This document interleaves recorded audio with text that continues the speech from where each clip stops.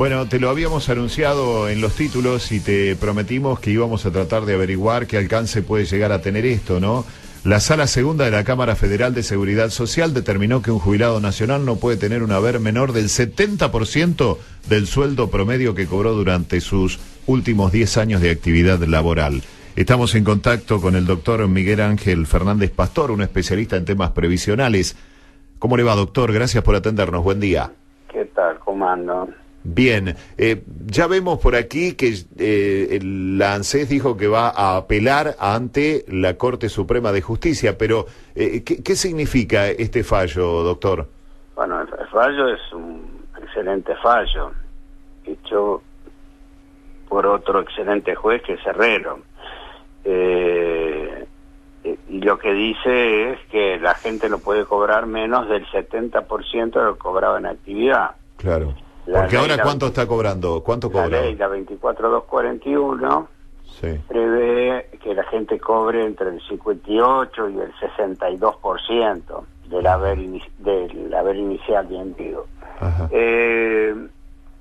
Y la modificación que se hizo con la ley de movilidad en diciembre del año pasado, en referencia a los futuros jubilados, bajó esta relación y para los próximos años iría llegando paulatinamente al 48, 47% del haber en actividad. Ajá. Así que, bueno, el fallo es bueno, pero efectivamente ANSES era obvio que lo iba a apelar y hay pocas esperanzas de que la Corte lo declare válido. Pero bueno, por ahí se produce el milagro, ¿no? Sobre todo esta Corte, estoy hablando, ¿no? Sí, sí. Y las situaciones que hay. ¿Por qué dice usted, cosa... doctor, por qué dice usted esta Corte? Porque yo creo que esta Corte es absolutamente proclive a los deseos del gobierno y creo que el cambio de la Corte incentiva más esta posición. Claro, la salida de Lorenzetti, dice usted. Sí, la salida de Lorenzetti. Lorenzetti no era una carmelita descalza, pero por lo menos cuidaba un poquito más las formas, probablemente. Pero bueno, habrá que ver qué es lo que pasa y cuánto tiempo tardan en resolver. Pero ese fallo tiene otra cosa que es muy importante, del que se ha hablado poco, pero que probablemente tenga una gran trascendencia a futuro. Ajá. que dice que para el pago de los retroactivos se debe utilizar la tasa activa del Banco Nación. Esto es muy importante porque hace que los retroactivos sean mucho más grandes, porque la tasa pasiva siempre pierde contra la inflación, en general la activa le empata bastante a la inflación, así que eso ayudaría mucho a aquellos que cobran sentencias muy atrasadas por la demora en liquidarlas. Claro. Y esto le puede significar una cosa importante. Y habrá que ver qué hace la Corte con esto. Pero podría incluso ser paulatinamente utilizado para otros fallos. Así que bueno, habrá que ver qué es lo que pasa. Doctor, estamos hablando con Miguel Fernández Pastor, que es abogado especialista en seguridad social y director del Centro Interamericano de Estudios de Seguridad Social. Ahora, doctor... Exdirector, ya fui. Exdirector. Ya no soy más. Bueno, tiene que actualizar el Twitter, doctor, porque sigue diciendo director acá. Mire, ¿sí? En Twitter dice abogado especialista en seguridad social, director del Centro Interamericano de Estudios de Seguridad Social. Así que bueno, va a tener que actualizarla acá. Un detalle nomás. Pero bueno, nosotros lo que queríamos remarcar es que usted es un especialista en este tema. Por eso le preguntamos, ya que mencionó la inflación, van perdiendo los jubilados con la inflación, ¿no? De acuerdo a la reforma previsional. Goleada. ¿Sí?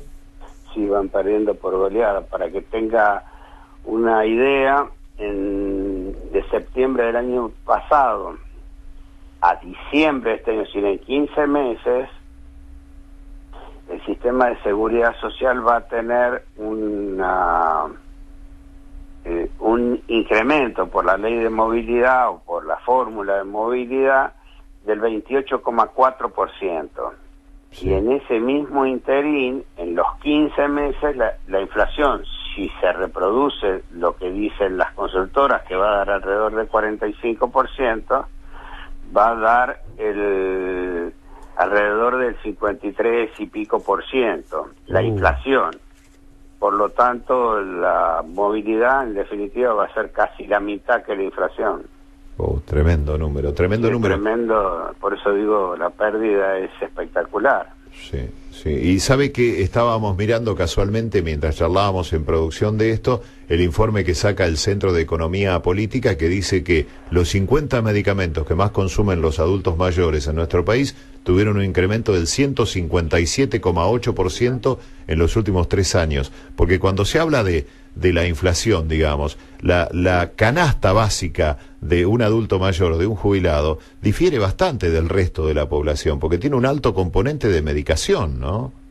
Sí, por supuesto, difiere bastante.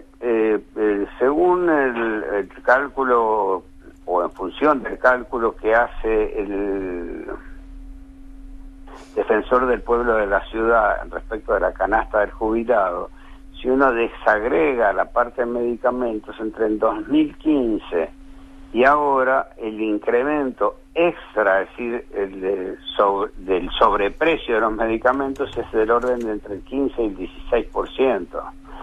Sobre una canasta que, insisto, el defensor del pueblo calcula en el orden de los 3.500, 3.600 pesos.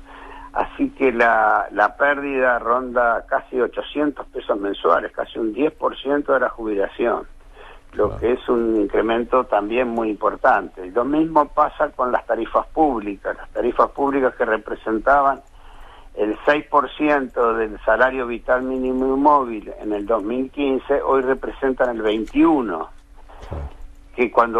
que insisto, sobre el salario vital mínimo y móvil, como la mínima jubilatoria está bastante abajo del salario mínimo, esa diferencia se hace casi 18-19% del salario de la mínima jubilatoria. Así que también hay otra pérdida realmente impresionante.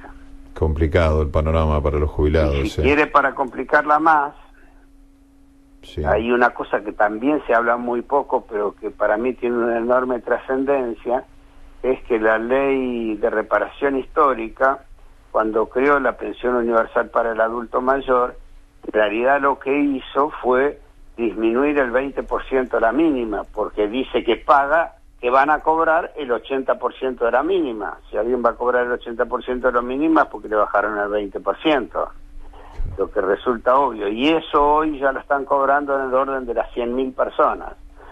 Así que, y en el futuro va a reemplazar el plan de inclusión jubilatoria, o lo que el gobierno llama los jubilados de la moratoria, y por lo tanto, el día de mañana, más del 50% del sistema previsional va a terminar cobrando esta mínima disminuida en un 20%. Panorama bastante difícil, doctor.